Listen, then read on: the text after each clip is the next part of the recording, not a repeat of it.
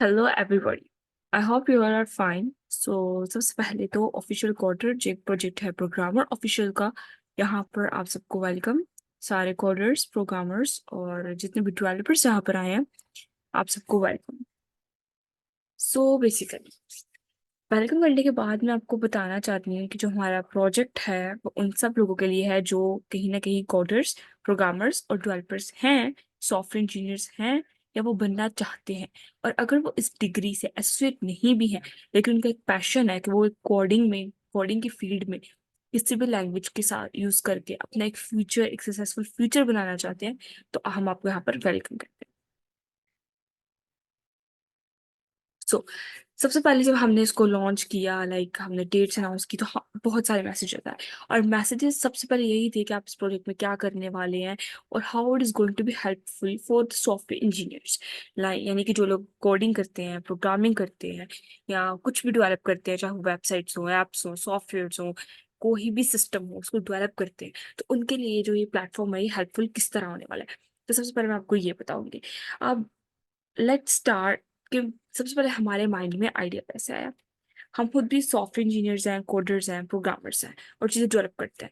तो I feel like कि जो कोडिंग है वो फ्यूचर में बहुत ज़्यादा इसका एक ब्राइट फ्यूचर होने वाला है। ठीक है, कमिंग ईयर्स में जितने भी ये डेवलपर्स हैं, इनका जो है मस्त टाइम जो है वो एकदम स्टार्ट होने वाला है। तो उसके लिए बहुत से यकीन कोडर्स चाहते हैं कि वो इन ईयर से आने पहले पहले, मतलब जो आजकल सॉफ्टवेयर इंजीनियर्स है वो चाहते हैं कि वो जल्दी जल्दी सीखें लैंग्वेजेस को, इनके यूजेस को और इनके रियल लाइफ यूजेस को।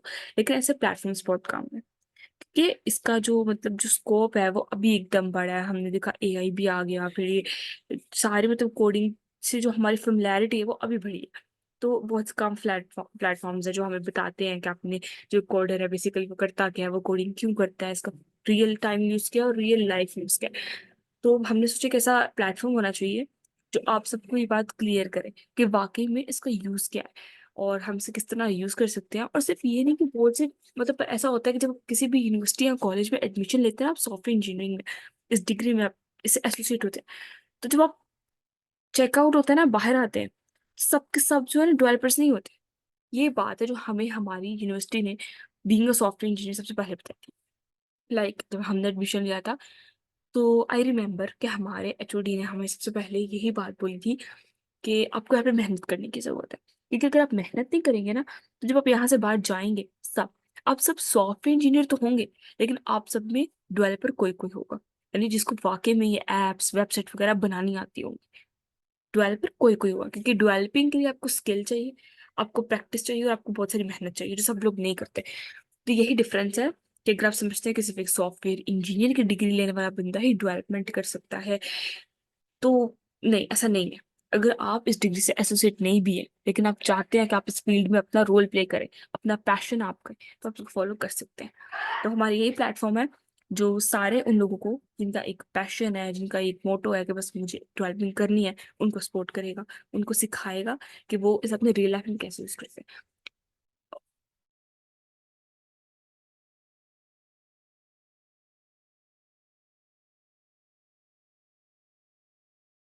डेवलपिंग के लिए आपको स्किल चाहिए, आपको प्रैक्टिस चाहिए और आपको बहुत सारी मेहनत चाहिए जो सब लोग नहीं करते। तो यही डिफरेंस है कि अगर आप समझते हैं कि सिर्फ एक सॉफ्टवेयर इंजीनियर की डिग्री लेने वाला बंदा ही डेवलपमेंट कर सकता है, तो नहीं, ऐसा नहीं है। अगर आप इस डिग्री से एसोसिएट नहीं भी है, लेकिन आप चाहते हैं कि आप इस फील्ड में अपना रोल प्ले करें, अपना पैशन आप करें, तो आप फॉलो कर सकते हैं। तो हमारा यही प्लेटफॉर्म है जो सारे उन लोगों को जिनका एक पैशन है, जिनका एक मोटो है कि बस मुझे डेवलपमेंट करनी है, उनको सपोर्ट करेगा, उनको सिखाएगा कि वो इस अपने रियल लाइफ में कैसे यूज करते हैं।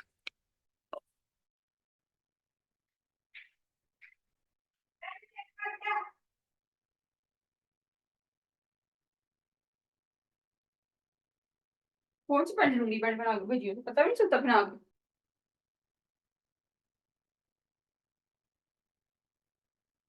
सो okay, now if you are determined कि वाकई हमें इस प्लेटफॉर्म के साथ जुड़ के कोडिंग करनी है, प्रोग्रामिंग करनी है, तो फिर हम मूव ऑन करते हैं।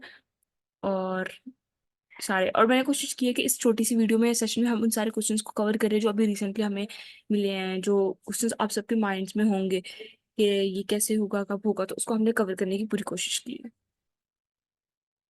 सो ओके, तो मोस्ट इंपॉर्टेंट क्वेश्चन यही आता है कि इंपॉर्टेंट लैंग्वेज मतलब कौन सी है आजकल में, या जो लैंग्वेजेस हम पढ़ रहे हैं इंपॉर्टेंट क्यों है।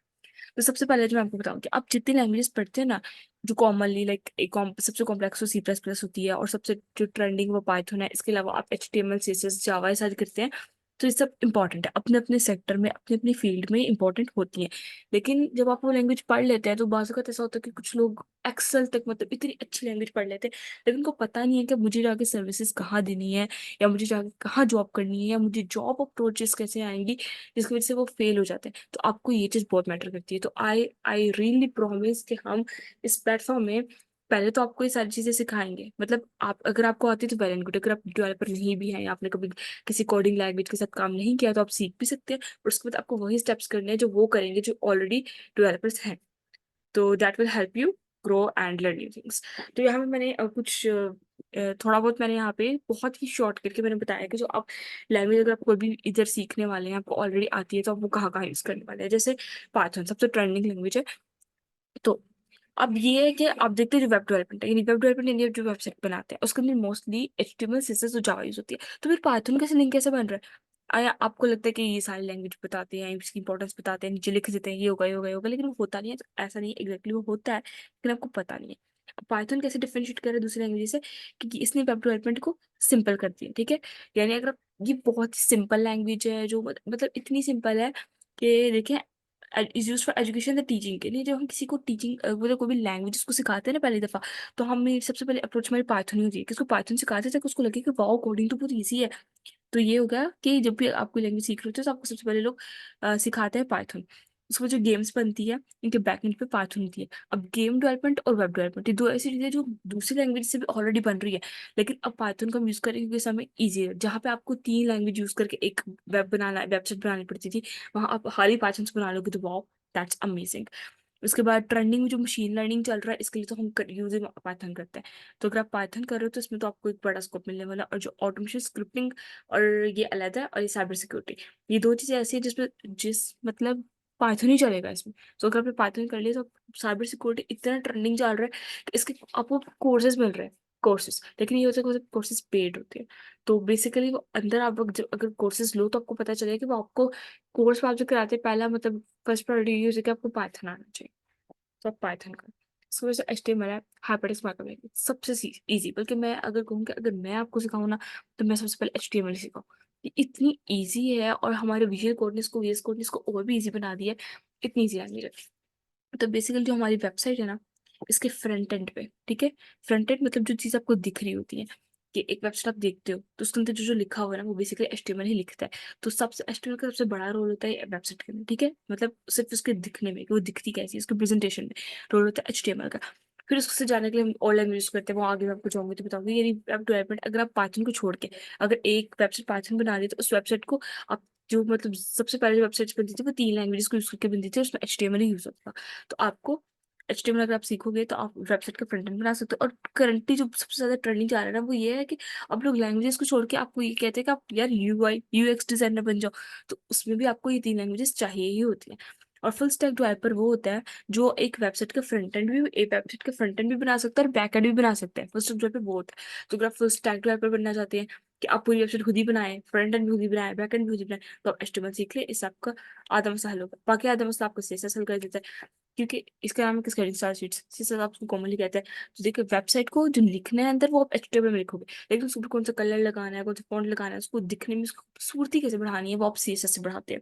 ठीक है, तो इसका मतलब ये भी फ्रंट एंड में ही आ गई। और जो मैंने आपको बताया कि जो ज्यादा आजकल आपको लोग कहते हैं कि यूआईएक्स डिजाइनर बन जाओ, तो इस डिजाइनर बनने में भी आपको जो लैंग्वेज आप यूज करते हो वो सीएसएस और एचटीएमएल ही होती है।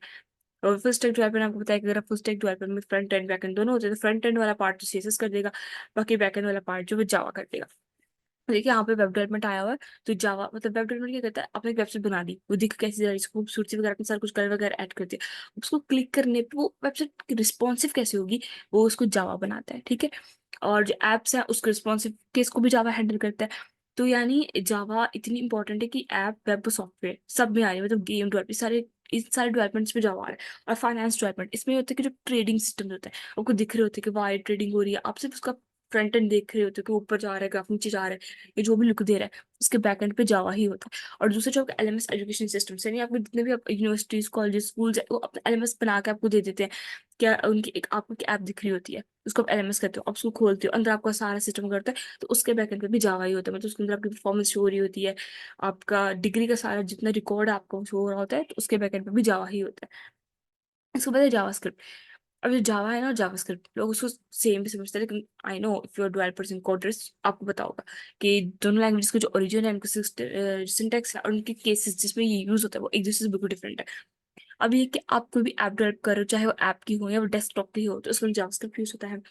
वेब डेवलपमेंट में कम है, लेकिन फिर भी जावास्क्रिप्ट आ जाता है।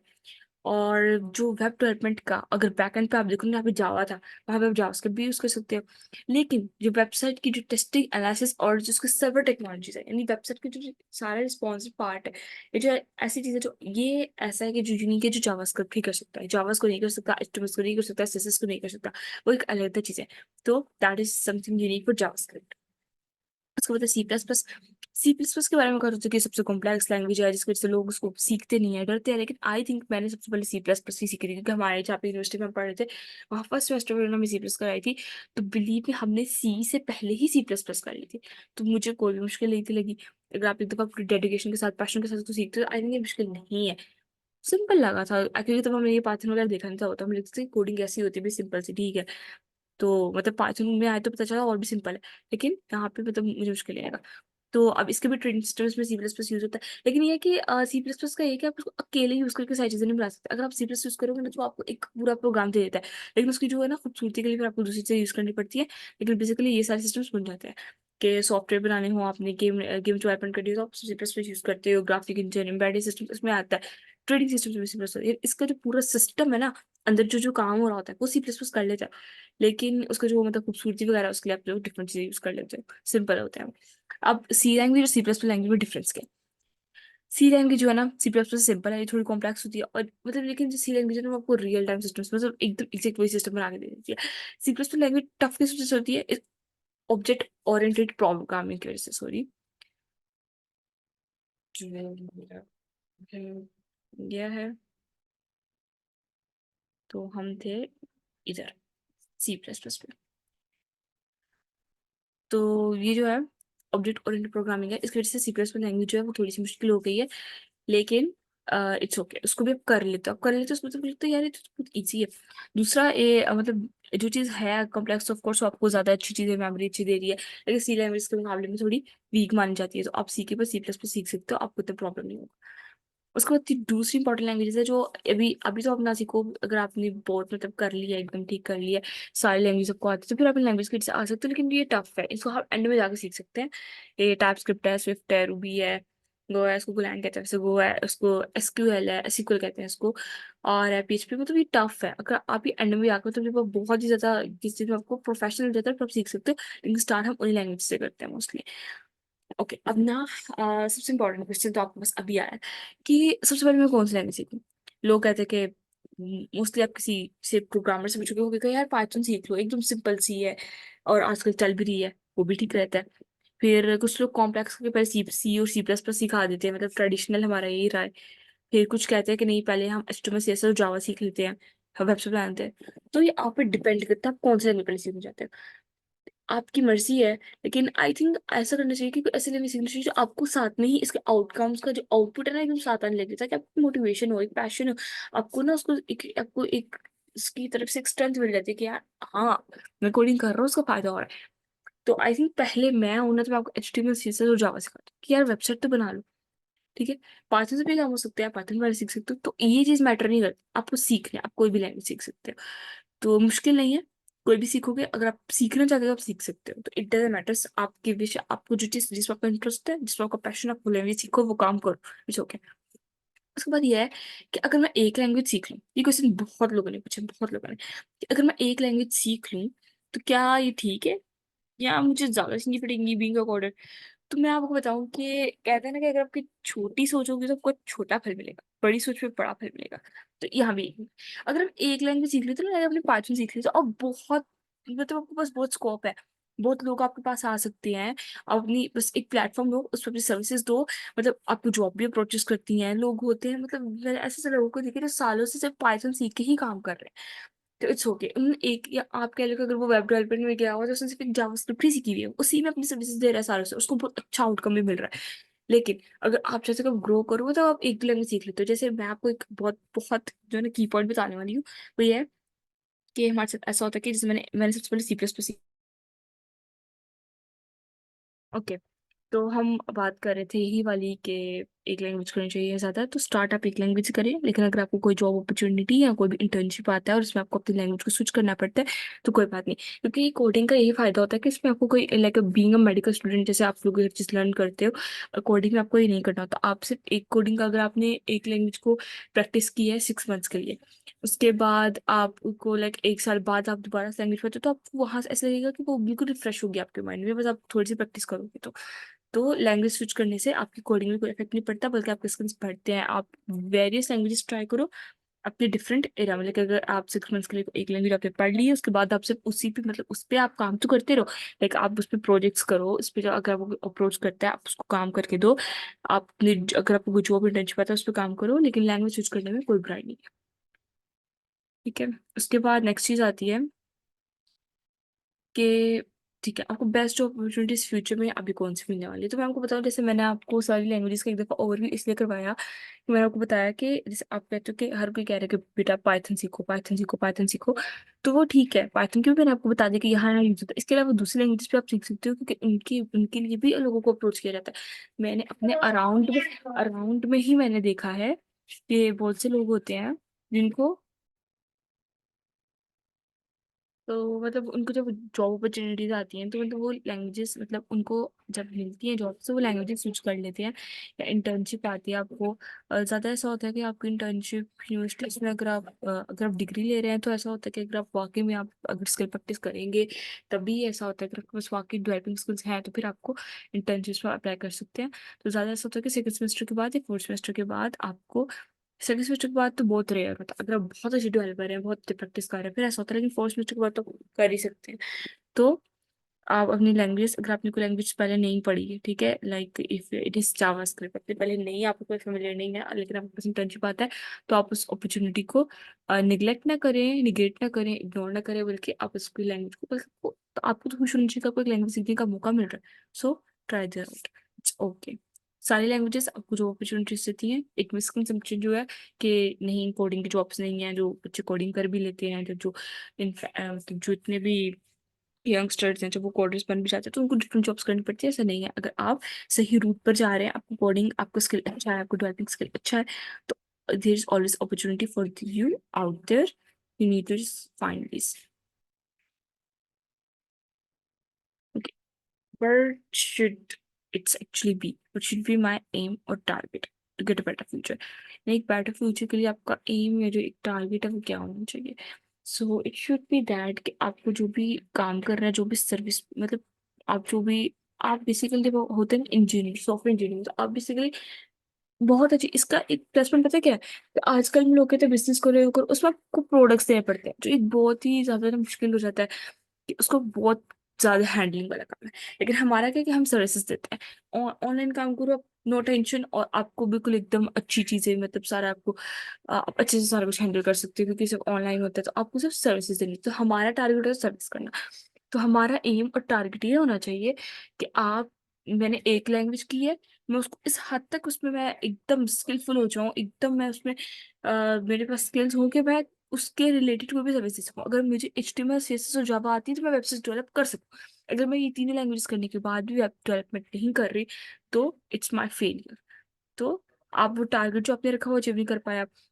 दूसरा, आप अपने जो लाइफ है ना आपका, अगर आपका लाइफ का, मेरा पैशन है कि मुझे एक बहुत अच्छा कोडर डेवलपर बनना है और मैं अपनी सर्विसेज दे रही हूँ तो, लेकिन मुझे अपने लाइफ के इस बिगेस्ट टारगेट को स्मॉलर टारगेट्स पे डिवाइड करने की जरूरत है। लाइक पहला मैंने ये रखा था कि मुझे C++ लैंग्वेज इतनी अच्छी करनी है कि मुझे हर तरह के प्रोग्राम्स करने आते हो, DSS सब कुछ आता हो। तो मैंने अपने C++ को मैंने मास्टर कर लिया, फिर मैंने इसके साथ ही मैंने मतलब सी भी मैंने कर ली थी, C++ कर लिया।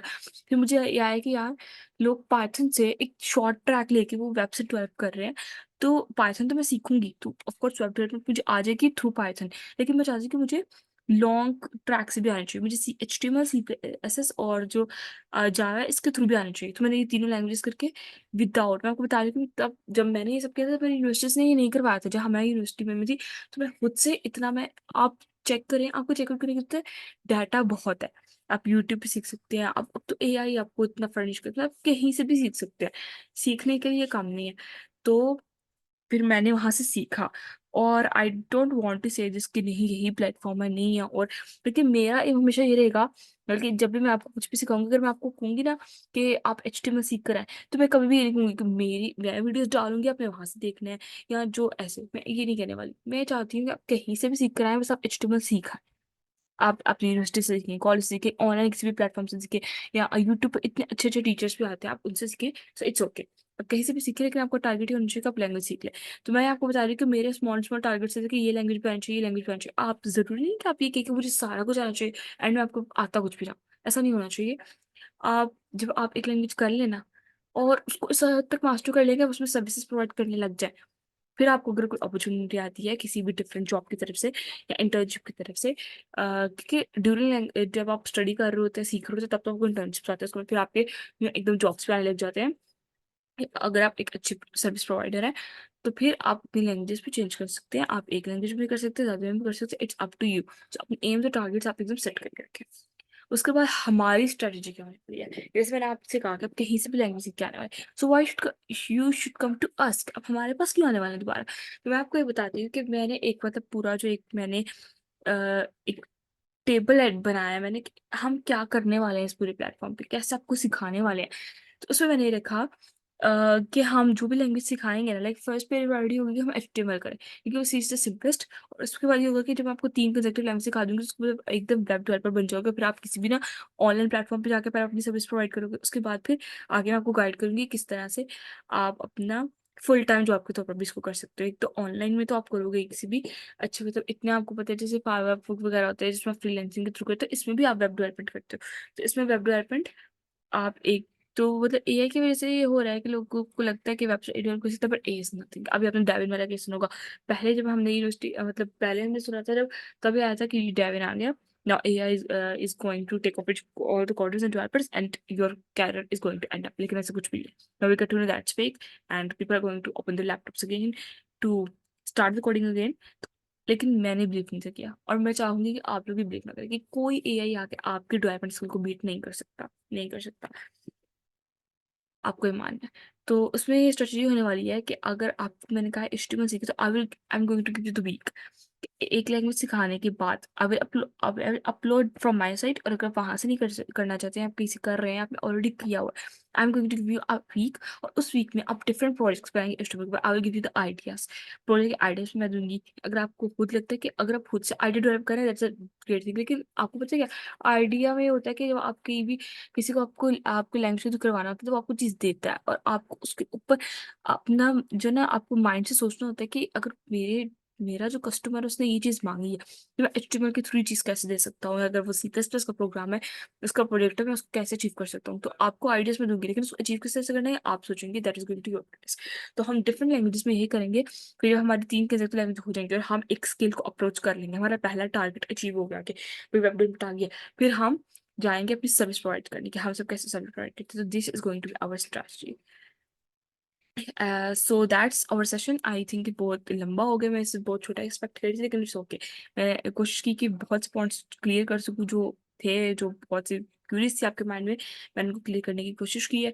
Now best of luck ahead. लेकिन उससे पहले मैं आपको एक चीज़ बता दूँ कि आपने इस पार्ट में अगर आप आ रहे हैं, तो सबसे स्किल वाली बात ठीक है कि आपको उससे सीखना है, लेकिन इसके लिए जो आपको चीज़ मतलब सबसे इंपॉर्टेंट वो प्रैक्टिस है। क्योंकि मैंने नोट किया कि आप कोडिंग की जितनी भी वीडियोस देख लें, आप कितना भी किसी से सीख लें, आपको नहीं आएगा जब तक आप अपने हाथों से टाइपिंग कर करके कोड नहीं करो। तो कोशिश करो कि कोड करो, रोज कोड करो। अगर आप एक कोडर हो, तो अपनी लाइफ के हर दिन में कुछ आवर सेट कर लो कि ये 2 घंटे मैंने कोडिंग करनी ही करनी है।